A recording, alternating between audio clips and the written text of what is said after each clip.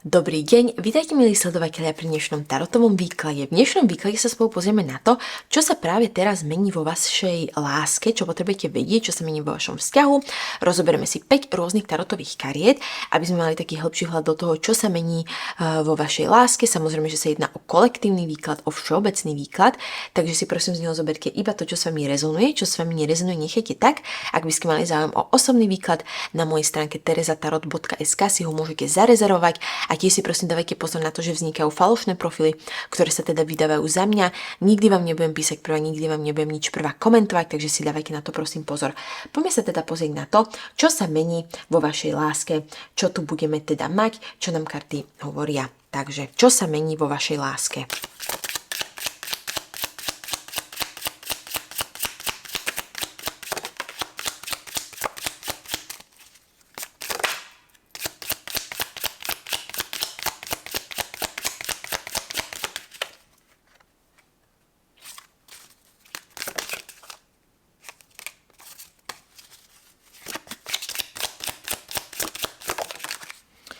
Takže máme tu diabla, máme tu voz, máme tu otočené 4 palice, máme tu eso palíc a máme tu súd.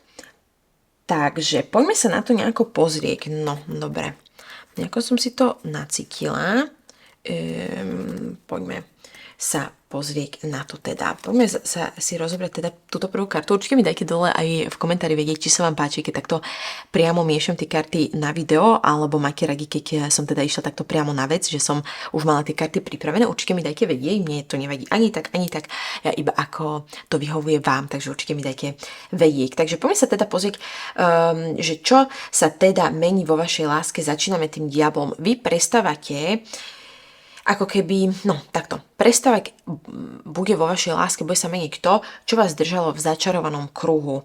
Ja si myslím, že ono toto vlastne ukazuje veľmi také silné púto, ono diabol ukazuje to, že medzi vami je taká obrovská príťažlivosť, ale je tam aj závislosť troška. Hej? Pozor na to, je tam troška aj žiarlivosť, je tam troška v tom vašom vzťahu, v tom vašom púte aj taký strach zo straty, alebo aj strach za opakovanie rovnakých chýb. Takže môže sa ako keby stať to, že niekto si uvedomí z vás dvoch, že už nechcete hrať nejaké hry.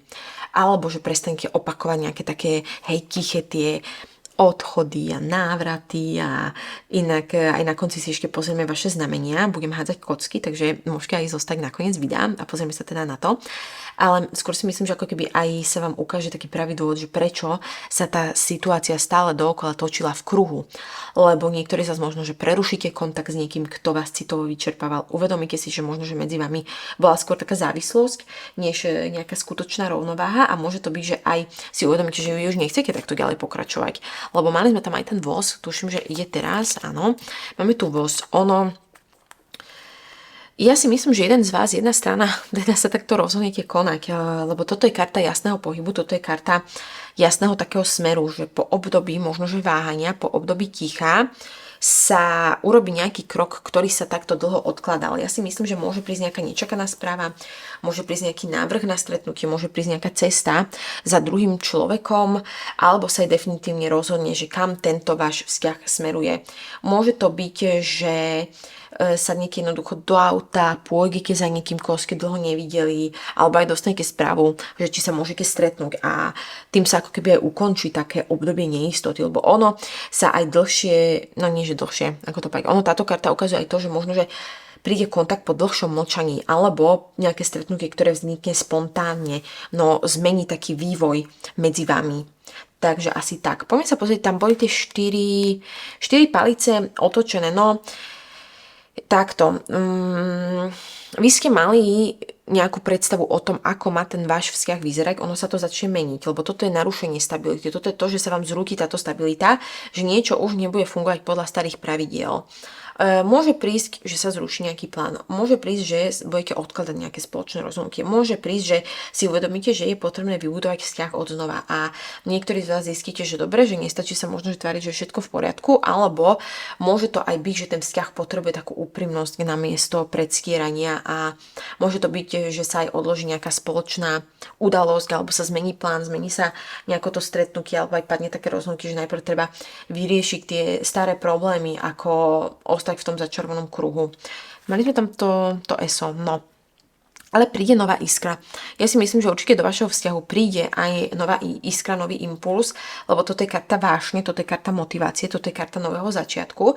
Takže nový človek, obnovenie iskry možno, že v existujúcom vzťahu, je tu silná príťažlivosť, je to, že je tu nejaký odvážny krok, ktorý všetko zmení. Môže to byť, že niektorí z vás dostanete nečakané pozvanie, alebo zažijete prvý nejaký krok tej druhej osoby, alebo si aj tak uvedomíte, že tie city sú silnejšie, takže môže prísť nejaké stretnutie, ktoré bude trvať síce krátko, ale obaja odídete s takým pocitom, že dobre, že sa medzi vami niečo znovu prebudilo. Poďme sa pozrieť ďalej. Súd. No. Ono príde pravda, ktorú nebude možné ignorovať, lebo toto je karta takých osudových rozhodnutí a niečo medzi vami, ako keby keď nastane taký moment, bude potrebné si povedať pravdu. Úprimný rozhovor, priznanie citov, definitívne uzatvorenie minulosti alebo aj celkovo taká šanca postaviť vzťah na pevných základoch. Môže to byť, že niektorí z vás dostanete odpoveď, na ktorú ste aj čakali dlhé mesiace, alebo aj si vypočujete ospravedlenie, alebo si aj uvedomíte, že tá cesta sa má vydať úplne iným smerom, tá vaša cesta. Takže myslím si, že už nebudete chcieť ukekať pred tým, čo cítite. A práve tento aj rozhovor môže byť začiatok úplne takej novej kapitoly, by som to povedala. Takže určite toto najbližšie obdobie vám môže priniesť odhalenie nejakých nezdravých vzorcov, silných pripútaní, možno že aj taký rozhodujúci krok, alebo návrat takého pohybu do vzťahu. Áno, ten voz, narušenie starej stability, je tu nová iskra, príťažlivosť a nejaká ispenie. Takže ja si myslím, že čo sa celkovo mení vo vašej láske bude, že sa to pravdepodobne skončí toto obdobie neistoty, prestanete opakovať tie isté chyby a aj príde moment, kedy prestanete ukryť pred pravdou a niekto urobí ten konkrétny krok. A už to nebude ako keby tak na tých ilúziách, ale aj na tých rozhodnutiach, na tých činoch.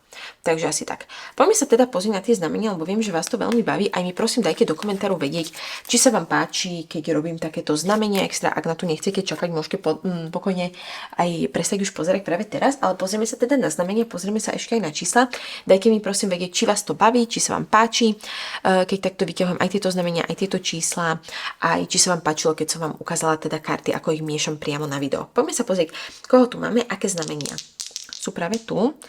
No, máme tu vodnára, máme tu blížencov, vzdušné znamenia, tu máme, takže tak. No, nie, ježiško, no, odpadla mi skoro kocka, poďme sa pozrieť. Tak, máme tu pannu, máme tu býka, takže tentokrát máme zemité znamenia. Máme tu barana, máme tu ryby, ešte sa poďme raz pozrieť, že koho tu máme. Máme tu blížencov a zase vodnára. Takže ak vaše znamenie nevypadlo, nevadí, nič sa nedie. Ono to je niečo extra, niečo tak rada robím, mňa to veľmi baví. Poďme sa pozrieť na čísla. Aké čísla tu máme? Takže, máme tu devinu dvakrát. 9, nejaké významné číslo pre niektorých z vás 9. Alebo 9. septembra, áno. September 9. v mesiaci, jednoducho veľmi významné číslo. Máme tu aj 13, pre niektorých z vás 13. je významné číslo a pre niektorých 7. alebo 7.